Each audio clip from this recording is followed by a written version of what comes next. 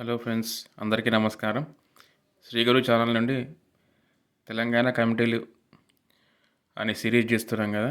ఈ seventh video. 6 videos complete అయిపోయినాయి. అంటే 1948 నుండి 2014 వరకు హైదరాబాద్ స్టేటు, ఆంధ్ర రాష్ట్రము, ఉమ్మడి ఆంధ్రప్రదేశ్ పైన వేసిన కమిటీలు, అంటే సందర్భం బట్టి రాష్ట్ర ప్రభుత్వం వేసిన కమిటీలు కూడా ఇందులో ఉన్నాయి. 1990 ఎల్పిజి లిబరలైజేషన్, ప్రైవేటైజేషన్, గ్లోబలైజేషన్ తర్వాత సంస్కరణలపైన వేసిన కమిటీలు కూడా ఇందులో ఉన్నాయి. అంటే ఒక క్రోనాలజికల్ ఆర్డర్గా 1948 నుండి 2014 జూన్ 2 వరకు ఈ కమిటీలను సీరియస్గా తీసుకొస్తున్నాము.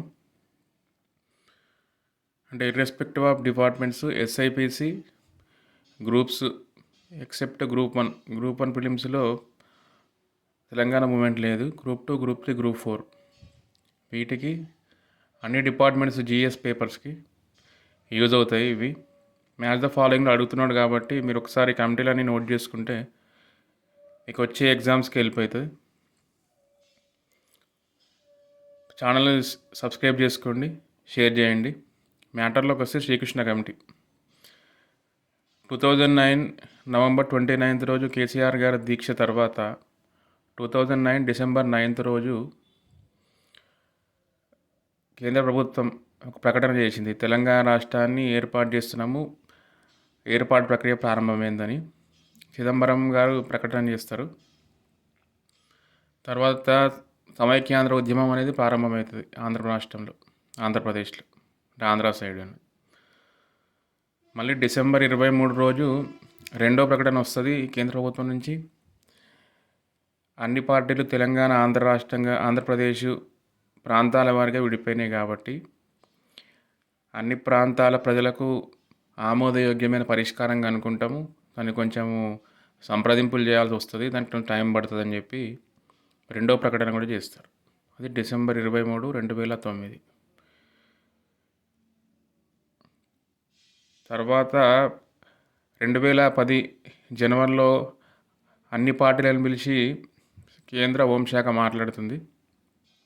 తదనంతరం వచ్చిన శ్రీకృష్ణ కమిటీ 2010 ఫిబ్రవరి 3 రోజు తెలంగాణ పైన 1+4 కమిటీ. ఇది జస్టిస్ శ్రీకృష్ణ గారు చైర్మన్గా, వినోద్ దుగ్గల్, రవీందర్ కౌర్, రణబీర్ సింగ్, అబూసలే షరీఫ్ 1+4 కమిటీని ఒక టైం బౌండ్ పెట్టి 2010 డిసెంబర్ 31లోగా రిపోర్టు సబ్మిట్ చేయాలి. అన్ని పార్టీలతో మాట్లాడాలి, అన్ని ప్రాంత ప్రజలతో మాట్లాడి ఒక పరిష్కారాన్ని కనిపెట్టాలి, మాకు సూచించాలని చెప్పి కేంద్ర హోంశాఖ నియమించింది. శ్రీకృష్ణ కమిటీ ఇచ్చిన నివేదికలో ఒకటి చీకటి అధ్యాయం కూడా ఉంది.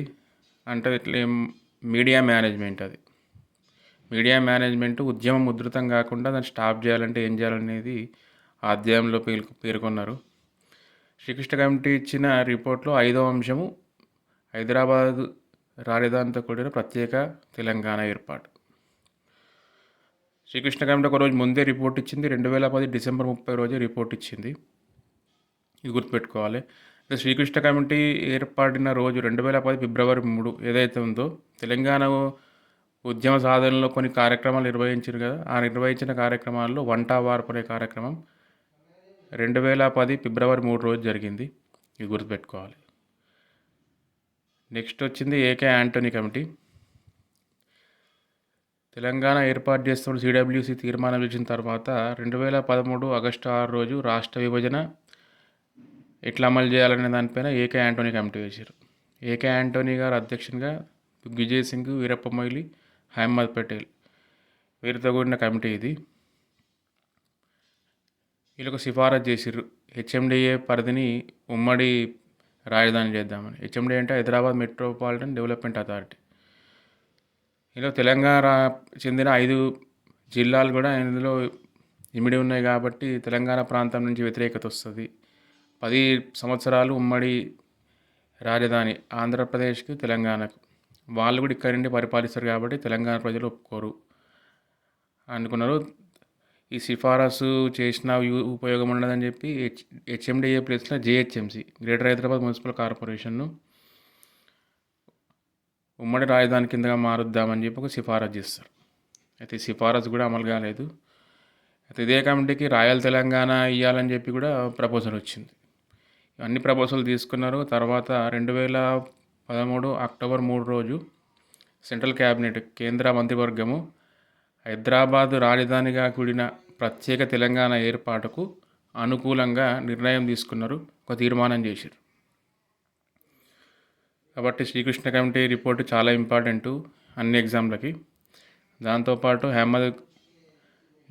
యాంటోనీ కమిటీ రిపోర్ట్ కూడా ఇంపార్టెంట్. ఇంకో కమిటీ ఉంది జీవోఎం, గ్రూప్ ఆఫ్ మినిస్టర్స్, అది లాస్ట్ కమిటీ. అయితే మీ శ్రీకృష్ణ కమిటీ చదివినప్పుడు ఈ సభ్యుల పేర్లు గుర్తుపెట్టుకోండి. 4 సభ్యుల పేరు గుర్తుపెట్టుకోవాలి. రిపోర్ట్ సబ్మిషన్ గుర్తుపెట్టుకోవాలి. తర్వాత ఎవరికి సబ్మిట్ చేసిన అడుగుతాడు ఒక్కొక్కసారి. కేంద్ర హోంశాఖకు రిపోర్టు సబ్మిట్ చేసినట్టు గుర్తుపెట్టుకోవాలి. అయితే మనకు తెలంగాణలో జరిగిన కార్యక్రమాలను లింక్ చేసుకుంటూ చదువుకోవాలి. ఇప్పుడు వంట వార్పు ఫిబ్రవరి 3, 2010 రోజు వచ్చింది. శ్రీకృష్ణ కమిటీ కూడా అదే రోజు వచ్చింది. కాబట్టి ఇవన్నీ లింక్ చేసుకుంటూ చదువుకుంటే మనకు చాలా ఈజీగా అనిపిస్తుంది. ఓకే ఫ్రెండ్స్, నెక్స్ట్ వీడియోలో జీవోఎం, గ్రూప్ ఆఫ్ మినిస్టర్స్, అది లాస్ట్ వీడియో, అది దాని గురించి తెలుసుకుందాము. ఓకే, సబ్స్క్రైబ్ చేసుకోండి, షేర్ చేయండి. Thank you.